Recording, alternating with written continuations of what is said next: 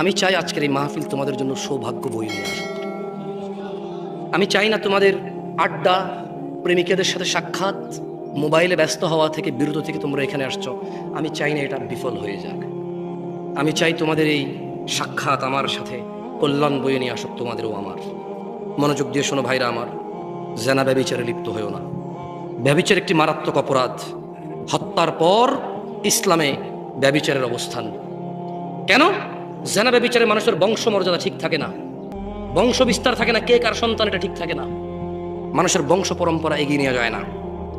শোনো আমার ভাই, আল্লাহ তাআলা কোরআনুল কারীমে বলছে, মনোযোগ দিয়ে শোনো, ওয়াল্লাযীনা লা ইয়াদউনা মা আল্লাহি ইলাহান আখার, আর যারা আল্লাহ তাআলার পাশাপাশি অন্য কাউকে ইবাদত করে না, ওয়ালা ইয়াকতুলুনা আন-নাফসাল্লাতী হারামাল্লাহ ইল্লা বিল হক, এবং যারা হত্যা করে না শরীয়ত সম্মত কারণ ছাড়া।